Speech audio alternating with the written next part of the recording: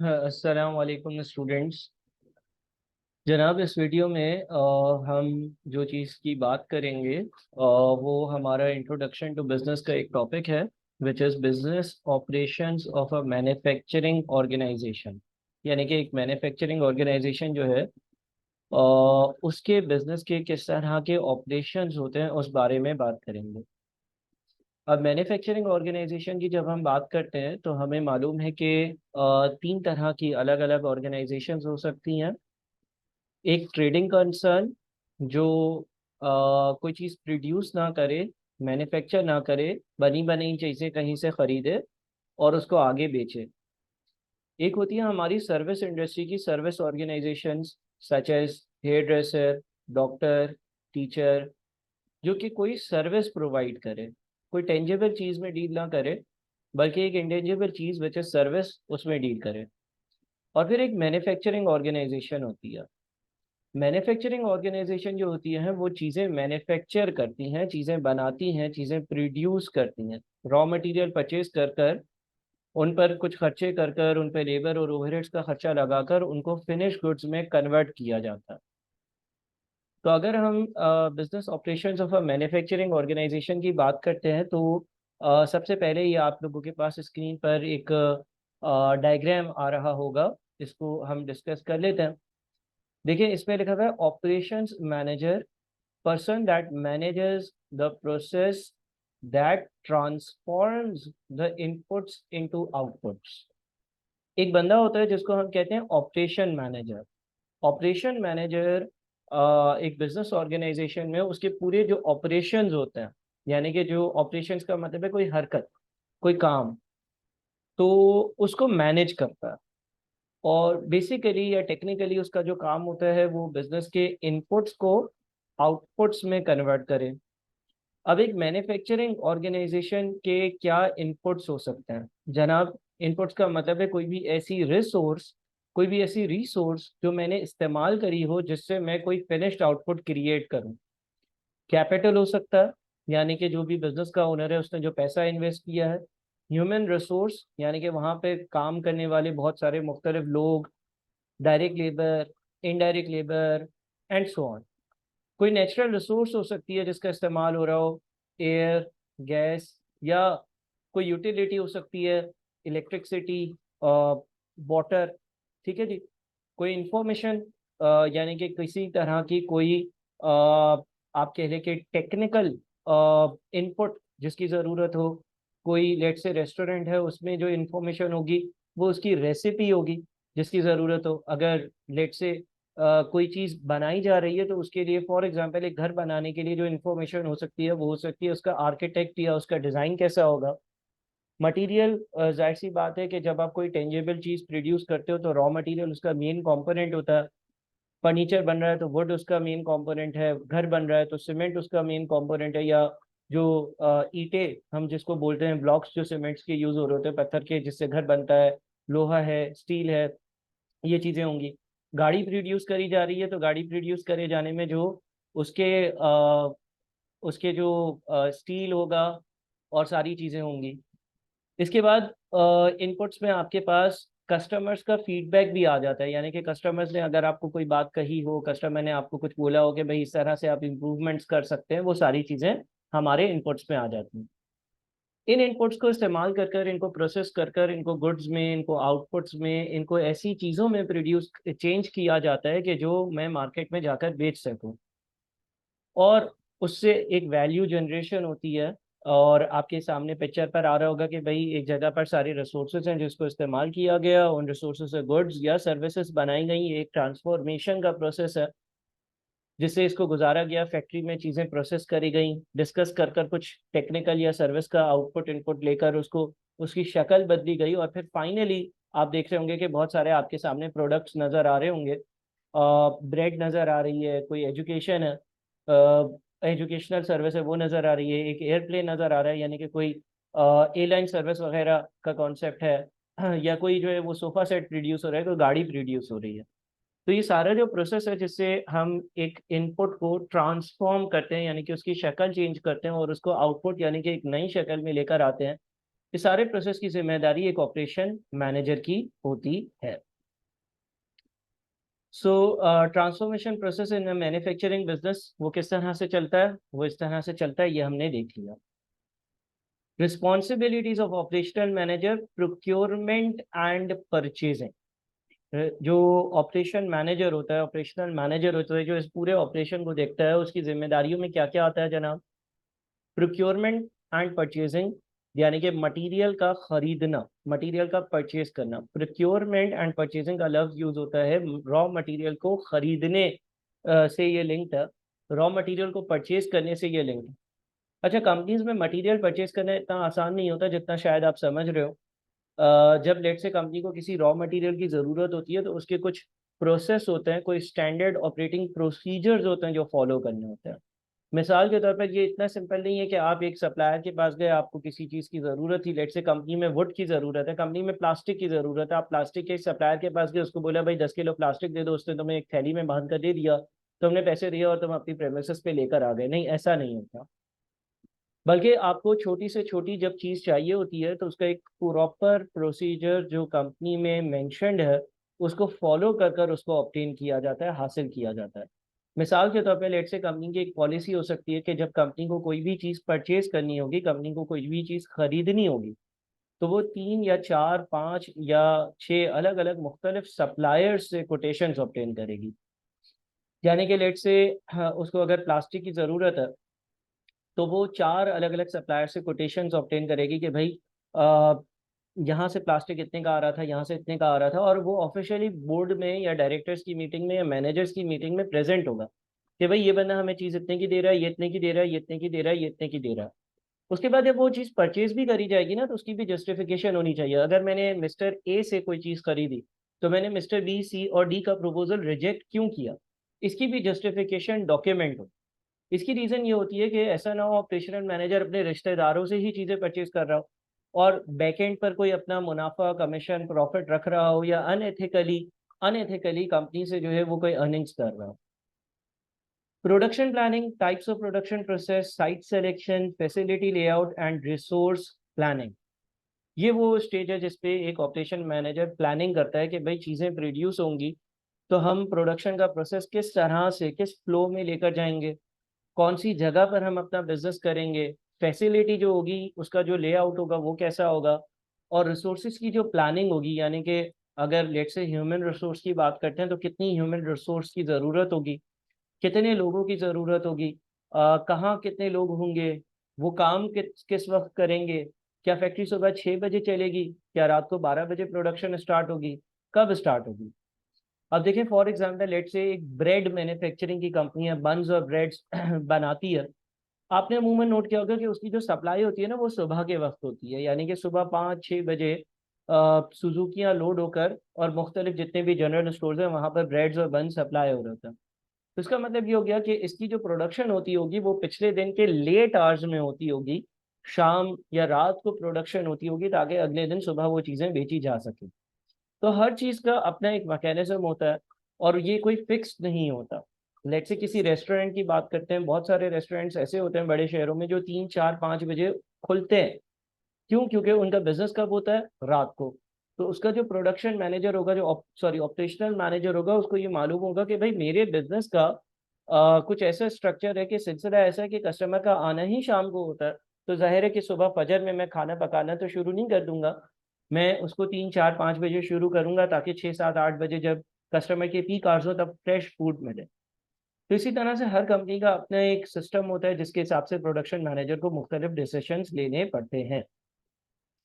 Production control key scheduling tools are Gantt charts, critical path method and program evaluation and review technique जिसको हम PERT भी कहते हैं। अच्छा, जो प्रोडक्शन मुझे शेड्यूल करनी होती है, यानी कि पहले ये काम होगा, फिर ये होगा, फिर ये होगा, या ये काम ख़त्म होगा तो फिर ये वाला काम शुरू होगा, फिर ये वाला काम शुरू होगा, ये जो भी मुझे एक शेड्यूलिंग करनी होती है ना उसके लिए मैं मुख्तलिफ टूल्स की, मुख्तलिफ कंप्यूटिंग टूल्स की मदद लेता हूँ। अब बहुत सारे टूल्स आज का प्रेजेंट है, आर्टिफिशियल इंटेलिजेंस के आने के बाद मज़ीद टूल्स प्रेजेंट हो गए हैं, मज़ीद चीज़ें आ गई हैं मार्केट में जिसको प्रोडक्शन मैनेजर, ऑपरेशनल मैनेजर इस्तेमाल करते हैं। लेकिन जैन चार्ट्स, क्रिटिकल पाथ मेथड्स और programme evaluation and review techniques या पर्ट, ये कुछ कॉमन टेक्निक्स हैं, कुछ कॉमन मेथड्स हैं, कुछ कॉमन चार्ट्स हैं जिसको इस्तेमाल किया जाता है। मैं ये चाहूँगा कि आप लोग इसके भी जो है ना वो गूगल पर सर्च करके कोई ना कोई एक लेसन, कोई वीडियो या इसका कोई डायग्राम देख लो। सिंपल से डायग्राम्स होते हैं, मुश्किल नहीं होते हैं। For example programme evaluation and review technique में आप अपने प्रोग्राम को रिव्यू करते जाते हो, जैन चार्ट में एक स्पेसिफिक तरह का चार्ट बनता है। लेकिन ये वो सारे टूल्स हैं जिससे आपकी प्रोडक्शन कंट्रोल में रहती है, चीज़ें डिले नहीं होती। फिर क्वालिटी कंट्रोल भी इसकी जिम्मेदारी है। Techniques include total quality management and six sigma. अब सिक्स सिग्मा और टोटल क्वालिटी मैनेजमेंट, ये दो टेक्निक्स है जो अप्लाई करी जाती है जिससे ये इंश्योर किया जाए कि जो मेरा फाइनल आउटपुट है उसकी क्वालिटी सही है। जाहिर सी बात है, फाइनली मुझे अपने कस्टमर्स को खुश रखना है। मेरे कस्टमर्स मुझसे नाराज हुए तो मेरा प्रोडक्ट नहीं बिकेगा, या अगर बिक भी गया तो रिपीट कस्टमर्स या रिपीट ऑर्डर्स आने के जो चांसेस होंगे वो कंपैरेटिवली बहुत ज़्यादा कम हो जाएंगे। तो एक ऑपरेशनल मैनेजर को ये भी ख्याल रखना होता है कि उसके आउटपुट की जो क्वालिटी है, यानी कि जो वो आउटपुट प्रोड्यूस कर रहा है उसकी जो क्वालिटी है उस पर कोई कॉम्प्रोमाइज़ ना हो। अगर आपकी क्वालिटी अच्छी नहीं है तो ये याद रखिएगा कि आपका बिजनेस लॉन्ग टर्म में सस्टेनेबल नहीं होगा। आपका बिजनेस शॉर्ट टर्म में शायद चल जाएगा, कुछ अरसे तक अच्छा चल जाएगा, लेकिन उसके बाद आपको मुश्किलात होंगी। क्यों? क्योंकि कोई अगर चीज़ खरीद कर जाएगा तो वो उसके बारे में एक पॉजिटिव फीडबैक, एक अच्छा फीडबैक नहीं देगा। वो ये नहीं कहेगा कि यार इधर से आप दोबारा से चीज़ें परचेज करो, हरगिज़ नहीं, ऐसा नहीं होगा। रीज़न ये है कि जब कस्टमर कोई चीज़ परचेज करता है तो वो ये चाहता है कि उस प्रोडक्ट में या उस चीज़ में कोई भी प्रॉब्लम ना आ रहा हो। Continuous development. अच्छा देखिए, कंटिन्यूस डेवलपमेंट हर फील्ड में बहुत ज़्यादा ज़रूरी है। आपको हमेशा अपने आप को अपडेट करना होता है, अपग्रेड करना होता है। कोई भी चीज़ ऐसी है कि जिसकी वजह से आपको लगता है कि भाई आपको, आप एक बैकवर्ड स्टेप पे चले गए, तो आपने उधर जो है एक फॉरवर्ड कदम लेना होता है। मिसाल के तौर पर चार्टर्ड अकाउंटेंट जब आप बन जाओगे, जब आप ACCA या CA या ICAW कर लोगे, तो उसके बाद भी आपके कंटिन्यूस प्रोफेशनल डेवलपमेंट यानी कि CPDRs होंगे जो आपने फुलफिल करने होंगे। आपको आपका जो भी बॉडी होगी जिसके आप मेंबर हो, उधर से एक इंस्ट्रक्शन होगी कि हर साल में आपने 50 घंटे कोई कॉन्फ्रेंसेज अटेंड करनी है, 50 घंटे अपनी नॉलेज को अपडेट करना है, कोई किताब लिखनी है, कोई बुक पढ़नी है, कोई IFRS की अपडेट जो है वो पढ़नी है। और इसकी वजह से ही आपकी मेंबरशिप जो है वो मेंटेन रहेगी। अगर लेट से आप अपने आप को अपडेट नहीं करोगे तो ऐसा हो सकता है कि आप जो है वो CPDRs पूरे ना करो, तो आपका जो प्रोफेशनल बोर्ड है वो आपके अगेंस्ट कोई एक्शन ले ले जिसका आपको कोई नुकसान उठाना पड़े। Production planning, following are key decision points for production planning. Planning phases: long term, medium term and short term. Types of production process: mass production, mass customization and customization. अच्छा देखिए, एक तो था प्रोडक्शन कंट्रोल, यानी कि चीज़ें मेरे काबू में रहे, जो कि आपके पास बुलेट नंबर 3 था। Bullet number 4 is production planning, यानी कि जो प्रोडक्शन है उसको किस तरह से प्लान करना है। अब उस प्लानिंग में भी बहुत सारी चीज़ें हैं। पहली चीज़ है planning phase: long term, medium term and short term. हर जगह, हर इंडस्ट्री में, हर इंडिविजुअल, हर कंपनी, हर ऑर्गेनाइजेशन अपना short term, long term, medium term plan बनाते हैं। मिसाल के तौर पर शॉर्ट टर्म आपका जो प्लान हो सकता है वो ये हो सकता है कि आज के दिन में मुझे क्या करना है। मीडियम टर्म प्लान ये हो सकता है कि लेट से मैं जो है वो किसी प्रोफेशनल बॉडी के पहले 4 पेपर्स दे रहा हूँ और वो 6 महीने में होंगे, तो मुझे ये 6 महीने में ये 4 पेपर्स कैसे क्लियर करना है। लॉन्ग टर्म प्लान ये होगा कि मैं अपनी ज़िंदगी में अगले 5 साल में अपने आप को कहाँ देखता हूँ, या मुझे 5 साल में क्या क्या अचीव करना है। मुझे एक प्रोफेशनल क्वालिफिकेशन चाहिए, मुझे अपनी आर्टिकल्स पूरी करनी है, मुझे इंडस्ट्री में एक अच्छी पोजीशन पर अपने आप को रिप्रेजेंट करना है। तो इसी तरह से हर इदारे के भी अपने लॉन्ग टर्म, मीडियम टर्म और शॉर्ट टर्म प्लान्स हो सकते हैं। हर कंपनी के भी अपने long term, medium term, short term plans हो सकते हैं। और ये प्लान्स बनाना भी ऑपरेशनल मैनेजर की जिम्मेदारी है कि वो अच्छे प्लान्स बनाएं। अगर उसको फॉर एग्जांपल लेट से, अगर उसको यूं लगता है कि किसी एक पर्टिकुलर प्रोडक्ट की उसकी इंडस्ट्री में फैशन आया हुआ है या उसकी डिमांड हाई हुई हुई है, तो हो सकता है कि वो उसकी प्रोडक्शन बढ़ा दे। अगर उसको लगता है कि लॉन्ग टर्म में ये प्रोडक्ट जो है वो सस्टेनेबल नहीं है, तो वो उसकी प्रोडक्शन कम कर दे। मिसाल के तौर पर लेट से कोई कंपनी है जो गेमिंग कंसोल्स बनाती है। अब गेमिंग कंसोल्स में क्या होता है कि एक कंसोल आया, वो कुछ टाइम चलता है, उसके बाद वो आउटडेट हो जाता है क्योंकि नई टेक्नोलॉजी उससे बेहतर होती है। तो आपने ये भी डिसाइड करना होगा कि शॉर्ट टर्म में आप उसके कितने यूनिट्स प्रोड्यूस करो। लॉन्ग टर्म में आपने ये भी डिसाइड करना होगा कि मैं किस तरह से अपनी टेक्नोलॉजी को दूसरी कंपनीज की तरह इम्प्रूव कर कर और ज़्यादा बेहतर टेक्नोलॉजी पर जा सकूंगा। अच्छा, फिर हमें ये डिसाइड करना है कि हम मैस प्रोडक्शन करें। मैस प्रोडक्शन अमूमन तब होती है जब एक ही साथ मुझे इतने सारे सिमिलर छोटे छोटे यूनिट्स बनाने होते हैं, और मुझे पता होता है कि एक ही जितने यूनिट्स जो है ना वो हर जगह चल जाएंगे। जिस तरह से ब्रेड है, अब ब्रेड की प्रोडक्शन में मैस प्रोडक्शन होती है। यानी कि आप, ऐसा तो नहीं है ना कि हम जो है वो जब ब्रेड खरीदने जाएं तो हमारे पास एक ही प्राइस में एक ही क्वांटिटी या साइज की मुख्तलिफ ब्रेड्स की, कोई ग्रीन कलर, एक ही कंपनी की बात कर रहा हूँ, कोई ग्रीन डब्बे में हो, कोई ब्लैक डब्बे में हो, कोई कस्टमाइज्ड हो, किसी ब्रेड पर हार्ट हार्ट बना हुआ हो, कोई स्क्वायर जैसी कटी हुई होती हैं ब्रेड्स वैसे कटी हुई हो, कोई अलग डिजाइन से कटी हुई हो। जनरली वहां पर मैस प्रोडक्शन होती है। मैस कस्टमाइजेशन क्या है जी? आप प्रोडक्शन तो मैस में करते हो, यानी कि ह्यूज क्वांटिटी में करते हो, लेकिन कस्टमर की स्पेसिफिकेशंस के हिसाब से करते हो। मिसाल के तौर पे लेट से आप कोई बिजनेस स्टार्ट करना चाह रहे हो जिसमें आप ये हैंड्स फ्री बेचोगे। ठीक है ना, ये हैंड्स फ्री बेचोगे। आप आपको एक कंपनी मिली जहाँ जो हैंड्स फ्री बनाती है। आपने उसको बोला कि भाई मुझे 10,000 हैंड्स फ्रीज चाहिए। तो ये मैस हो गया, बड़ी क्वांटिटी हो गई। कस्टमाइजेशन, आपने ये बोला कि यार मेरी कंपनी का नाम हर हैंड्स फ्री पर, साइट पर, या इसकी तार पर, या इसके जैक पर प्रिंटेड होगा। तो अब ये मैस प्रोडक्शन तो है, लेकिन विद कस्टमाइजेशन, यानी कि आप एक सर्विस दे रहे हो अपने कस्टमर को कि मुझसे हैंड्स फ्री बना लो, 10,000, अपनी फैक्ट्री नहीं लगाओ, तुम आराम से आगे बेचना, लेकिन तुम्हारे जो तार होगी या तुम्हारा जो नाम होगा उस पर हम जो है वो XYZ चीज छाप रहे होंगे। और कस्टमाइजेशन, कस्टमाइजेशन अमूमन इंडिविजुअल बेसिस पर होती है। मैं टेलर के पास जाता हूँ कपड़ा लेकर, और उसको मैं अपना नाप देता हूँ कि भाई इस हिसाब से मेरे कपड़े सी दो, तो ये कस्टमाइजेशन है। टाइमिंग, कंटिन्यूस प्रोसेस और इंटरमिटेंट प्रोसेस, यानी कि आपको ये भी देखना होता है कि भाई आपकी जो फैक्ट्री है वो कंटिन्यूसली चलती रहेगी, या ऐसा तो नहीं है कि सिर्फ रात में चलेगी, दिन में नहीं चलेगी, या ऐसा तो नहीं है कि किसी सीजन में चलेगी किसी सीजन में नहीं चलेगी। लोकेशन, कहाँ काम करना है, अगेन लेआउट, प्रोडक्ट और assembly line, fix position and cellular manufacturing. देखें, ऐसा हो सकता है कि आपने एक बड़ी फैक्ट्री ली और उसमें एक प्रोडक्शन या असेंबली लाइन बना दी। जिस तरह से गाड़ियों की प्रोडक्शन होती है, एक जगह पर गाड़ी पे दरवाजा लगता है, वो आगे जाता है, उस पर बॉडी लगती है, वो आगे जाता है, उस पर इंजन लगता है, वो आगे जाता है, उस पर पेंट होता है बॉडी पर, वो आगे जाता है, उस पर मिरर्स लगते हैं, वो आगे जाता है। एक ही फैक्ट्री में, कभी अगर आपका इत्तेफाक हुआ हो कार मैन्युफैक्चरिंग देखने का, तो एक ही फैक्ट्री में क्या होता है कि ये सारे प्रोसेसेस हो रहे होते हैं, और फिर वो इवेंचुअली एक गाड़ी जो है वो तैयार हो जाती है। तो ये एक असेंबली लाइन बनी हुई है जिसपे प्रोडक्शन हो रही है, नंबर वन। नंबर टू, ऐसा हो सकता है कि फिक्स पोजीशन में प्रोडक्शन हो रही हो। मिसाल के तौर पर आपकी एक फर्नीचर बनाने की दुकान है, वहां पर 10 अलग अलग कारपेंटर्स बैठकर अपना काम कर रहे हैं, और वो खुद ही लकड़ी काटते हैं, खुद ही लकड़ी बनाते हैं, लकड़ी की डिजाइन देते हैं, और फिर एक फर्नीचर बना देते हैं। ये खुद ही वो सारा सिस्टम जो है वो खुद से कर रहे हैं, यानी कि एक फिक्स पोजीशन में बैठकर पूरी प्रोडक्शन वो कंप्लीट करें। या सेल्यूलर मैन्युफैक्चरिंग हो सकती है, यानी कि चार काम जो है वो एक सिटी में होते हैं, फिर वो जो पार्शियली प्रिपेयर्ड फिनिश गुड है वो किसी और सिटी जाता है, उधर दूसरे उस पर काम होता है, फिर वो पार्शियली प्रिपेयर्ड चीज किसी और सिटी जाती है, वहां पर उस पर काम होता है। यानी कि एक मुख्तलिफ एंगल से मुख्तलिफ जगहों पर काम हो रहा है। Resource planning and supply chain management, सारी रिसोर्सेज की प्लानिंग करना, कितना लेबर, कितना मटेरियल कब चाहिए होगा, कितने ओवरहेड्स चाहिए होंगे, ओवरहेड्स में हमारे पास इनडायरेक्ट मटेरियल की कितनी ज़रूरत पड़ेगी। सप्लाई चेन मैनेजमेंट, यानी कि जो चेन होती है एक मैनेजमेंट की, वो पूरी की पूरी सही से मेंटेन हो रही है या नहीं, सप्लायर से चीज़ें प्रोसेस में कैसे आ रही हैं, कस्टमर तक कैसे पहुंचेगी। Information system, material requirement planning, manufacturing resource planning and enterprise resource planning, हर तरह की प्लानिंग करना, और अपने आईटी के सिस्टम्स को यूज करना, इंफॉर्मेशन सिस्टम्स को यूज करना, ताकि वो अपग्रेडेड और अपडेटेड। अच्छा जी, अब एक और आपके पास चीज है, ऑर्गेनाइजेशनल चार्ट।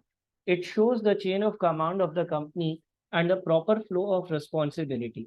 ऑर्गेनाइजेशनल चार्ट आपको एक चेन ऑफ कमांड बताता है। चेन ऑफ कमांड का मतलब यह है कि कौन किसको रिपोर्ट करेगा, या कौन जो है वो किससे इंफॉर्मेशन ले सकता है, या कौन किसके ऊपर है, या कौन किसका बॉस है।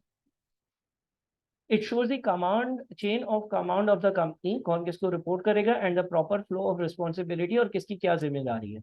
Following as a standard organisation chart for a typical manufacturing organisation. एक टिपिकल मैन्युफैक्चरिंग ऑर्गेनाइजेशन का जो आपको चार्ट दिया हुआ है वो इस तरह का नजर आएगा कि एक सीईओ या प्रेसिडेंट होगा जो हेड होगा, उसके नीचे मुख्तलिफ डिपार्टमेंट्स होंगे। यहाँ पर 3 है, लेकिन 3 से ज़्यादा भी हो सकते हैं, 4, 5, 10, 15 भी हो सकते हैं। हेड ऑफ फाइनेंस हो सकता है, हेड ऑफ ऑपरेशंस होगा, हेड ऑफ मार्केटिंग होगा। हेड ऑफ फाइनेंस में एक मैनेजर आएगा जो अकाउंट्स मैनेजर होगा, एक इन्वेंट्री को देख रहा होगा, एक फाइनेंशियल प्लानिंग कर रहा होगा। इधर ही और भी लोग आ सकते हैं। ये एक ढांचा है, एक स्ट्रक्चर है। अब देखिए, manager accounting, manager inventory control, manager financial planning जो है वो हेड ऑफ फाइनेंस को रिपोर्ट करेगा, हेड ऑफ फाइनेंस सीईओ या प्रेसिडेंट को रिपोर्ट करेगा। इसी तरह से हेड ऑफ ऑपरेशंस जो है उसके नीचे एक मैनेजर होगा जो ह्यूमन रिसोर्स यानी कि लोगों को मैनेज कर रहा होगा। एक मैनेजर होगा प्रोडक्शन ए और एक मैनेजर प्रोडक्शन बी, यानी कि लेट से अगर कंपनी दो अलग अलग तरह की चीजें बना रही है, लेट से एक कंपनी है जो गाड़ियां बनाती है और बैटरी बनाती है, तो एक बैटरी वाले डिपार्टमेंट का मैनेजर है, एक गाड़ियां बनाने वाले मैनेजर डिपार्टमेंट का मैनेजर है जो उसकी सारी ऑपरेशंस को देखता है। और फिर वो हेड ऑफ ऑपरेशंस को रिपोर्ट करता है और हेड ऑफ ऑपरेशन सीईओ या प्रेसिडेंट को रिपोर्ट करता है। इसी तरह से हेड ऑफ मार्केटिंग है, वो सेल्स की टीम उसके नीचे आ सकती है, डिस्ट्रीब्यूशन की टीम आ सकती है, कस्टमर सर्विसेज वाले आ सकते हैं। अच्छा, क्या सर ये फिक्स्ड स्ट्रक्चर है? नहीं, हर ऑर्गेनाइजेशन का अलग तरह का तरतीब, अलग तरह का स्ट्रक्चर हो सकता है, अलग तरह का हिसाब किताब हो सकता है। ऐसा भी हो सकता है कि सीईओ या प्रेसिडेंट जो है वो डायरेक्टली मैनेजर अकाउंट्स जो है उससे बात करता हो, डायरेक्टली मैनेजर ह्यूमन रिसोर्स से बात करता हो। ऐसा हो सकता है कि उसने बीच में एक लेयर रखी हुई हो मिडिल मैनेजमेंट की, जिसके थ्रू वो कम्युनिकेट करता हो। तो देखिए, ये एक पॉसिबल स्ट्रक्चर है। इसके अलावा बहुत सारे मुख्तलिफ पॉसिबल स्ट्रक्चर्स हो सकते हैं, लेकिन ऑर्गेनाइजेशनल चार्ट बना हुआ होता है हर ऑर्गेनाइजेशन का, ताकि लोगों को ये क्लियर है कि मैंने किससे बात करनी है। अगर मैनेजर अकाउंटिंग को कोई मसला है तो वो डायरेक्टली सीईओ या प्रेसिडेंट के पास जाए, ये मुनासिब बात नहीं है। अगर मैनेजर अकाउंटिंग को मसला है तो वो हेड ऑफ मार्केटिंग के पास जाकर बोलना शुरू हो जाए कुछ, ये भी मुनासिब बात नहीं है। उसने हेड ऑफ फाइनेंस को पहले बात करनी है। हाँ, अगर हेड ऑफ फाइनेंस जो है वो रुकावट पेश करता है, बात नहीं मानता, बात सही से सुनता नहीं है, या कोई भी मसले क्रिएट करता है, तो फिर उसका कोई चैनल या उसका कोई प्रॉपर पॉलिसी हो सकती है कि अगर आपका सीनियर आपकी बात नहीं सुनेगा तो आप वो आगे कैसे और किसको रिपोर्ट करोगे। उसकी भी पूरी पूरी पॉलिसीज बनी हुई होती हैं। ऐसा नहीं होता कि हेड ऑफ फाइनेंस से आपको मसला, आप डायरेक्टली प्रेसिडेंट के पास पहुंच गए और उसकी शिकायतें करना शुरू हो गए। नहीं, पहले आपने लिखना होगा कि अगर आपको आपके सीनियर से मसला होता है तो कंपनी क्या कहती है। अमूमन इसमें ह्यूमन रिसोर्स डिपार्टमेंट इन्वॉल्व होता है जो आपकी बात सुनता है और फिर उस मैटर को रिजॉल्व करता है। Types of human resource in manufacturing setup, manufacturing setup में किस तरह की ह्यूमन रिसोर्स होती हैं? Executive management, an executive manager may be a person with the title of Chief Executive Officer, Chief Operating Officer और President। सबसे पहले executive top level executive manager होगा, और वो कुछ इदारों में उसको सीओओ कहा जाएगा, कुछ इदारों में उसको प्रेसिडेंट कहा जाएगा, कुछ इदारों में उसको सीईओ कहा जाएगा। ये टॉप पे आएगा। Ultimate responsibility of choosing a manufacturing strategy, इसकी मेन जो जिम्मेदारी होगी वो मैन्युफैक्चरिंग स्ट्रैटेजी बनाना होगी। मिसाल के तौर पे लेट से कोल्ड ड्रिंक वाली कंपनी है और वर्ल्ड कप आ रहा है, तो उसने एक स्ट्रैटेजी बनाई कि हमारी जो कोल्ड ड्रिंक्स होंगी उसके जो लेबल्स होते हैं उसको हम वर्ल्ड कप की थीम देकर डिजाइन करेंगे। अब बस इसने आगे ये कम्युनिकेट कर दिया कि भाई तुमने ऐसा करना है। मिसाल के तौर पर एग्जीक्यूटिव मैनेजर ने ये डिसाइड कर लिया कि लेट से कोई डिपार्टमेंटल स्टोर है, उसकी 4 ब्रांचेस है, उसने एक और इलाका आइडेंटिफाई किया और से बोला मुझे यहाँ पर भी एक ब्रांच ओपन करनी है, मैंने इसकी डेमोग्राफिक्स स्टडी करी है, यहाँ पर अगर हमारी ब्रांच होगी तो बहुत ज़्यादा चलेगी। मैन्युफैक्चरिंग और production manager, leader of the production workers. अच्छा, मैन्युफैक्चरिंग या प्रोडक्शन मैनेजर कौन होता है? जो जितनी भी प्रोडक्शन वर्कर्स हैं, यानी कि जो ऑपरेशनल स्टाफ है, जो काम कर रहा है, जो फील्ड पर डायरेक्टली इन्वॉल्व है, वो सारा स्टाफ इसको रिपोर्ट करता है और ये उनका लीडर होता है। Production line supervisor, relation between the production workers and the production manager, production manager और प्रोडक्शन वर्कर्स के बीच में ताल्लुकात स्ट्रॉन्ग रखने के लिए, ताल्लुकात अच्छे रखने के लिए हम सुपरवाइजर्स रख लेते हैं।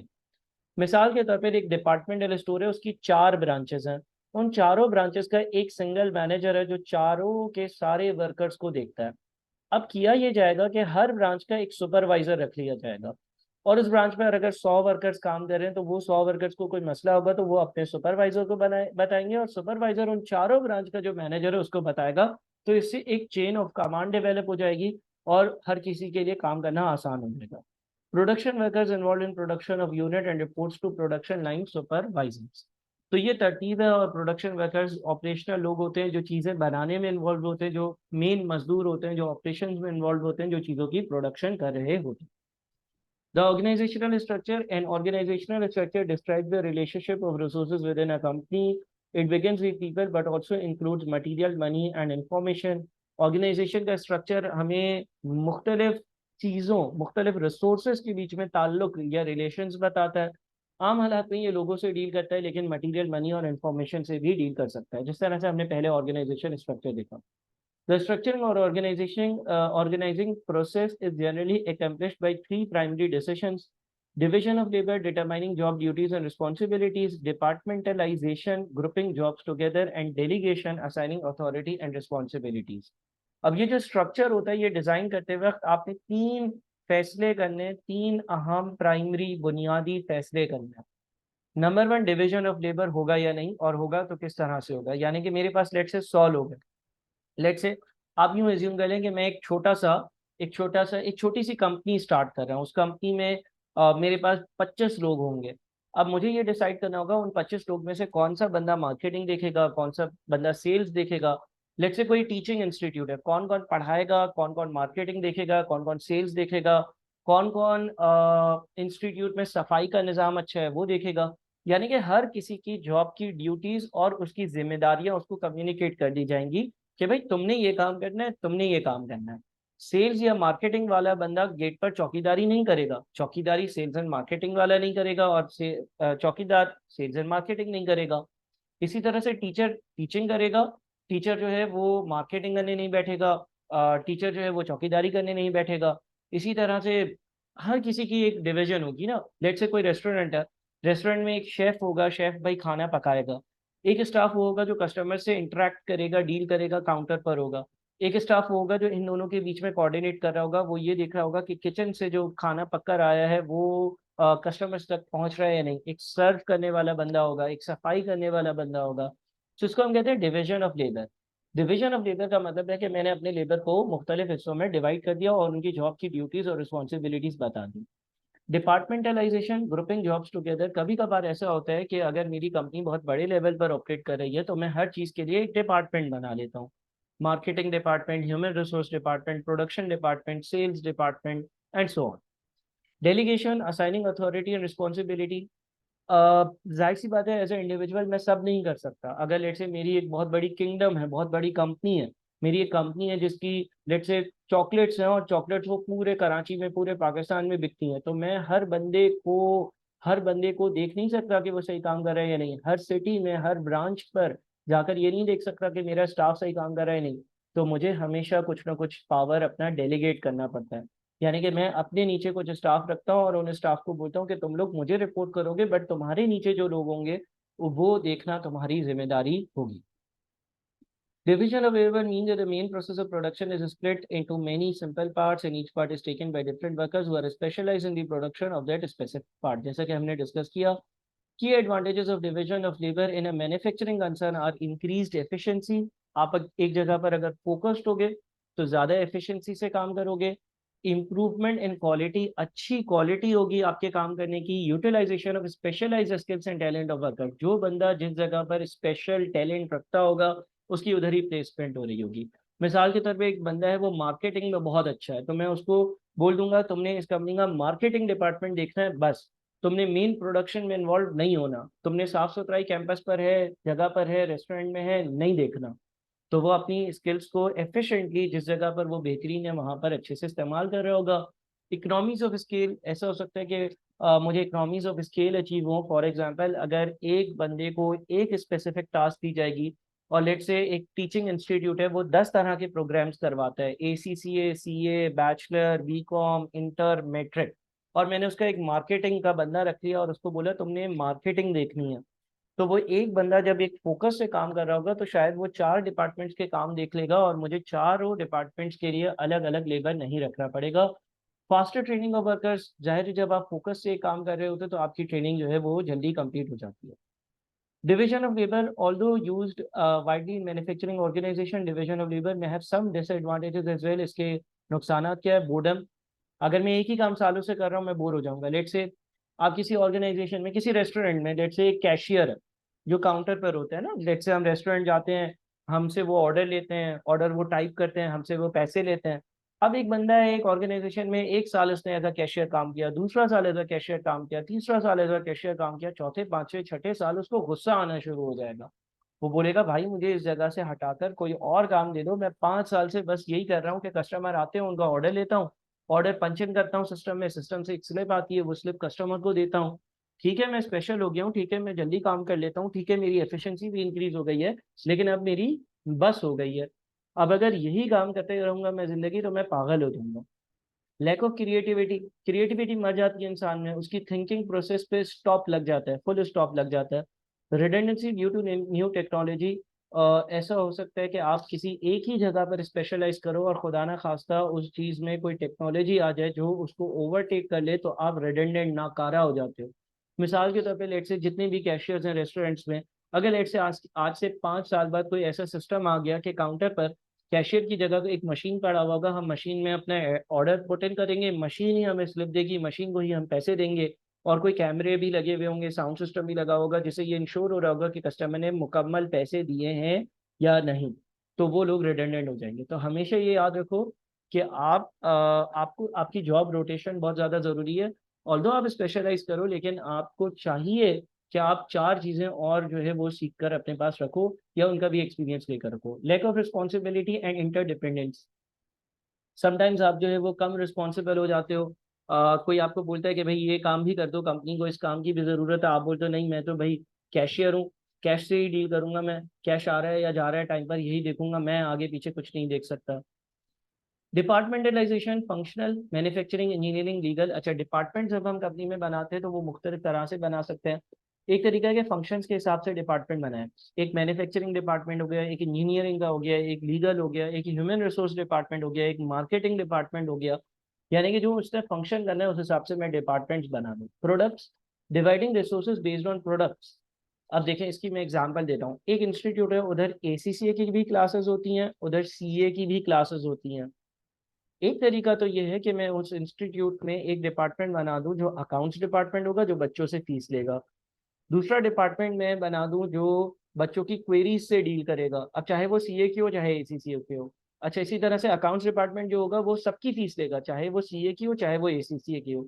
तो मैंने फंक्शंस के हिसाब से अपनी ऑर्गेनाइजेशन को बांट दिया, मैंने प्रोडक्ट्स के हिसाब से नहीं बांटा।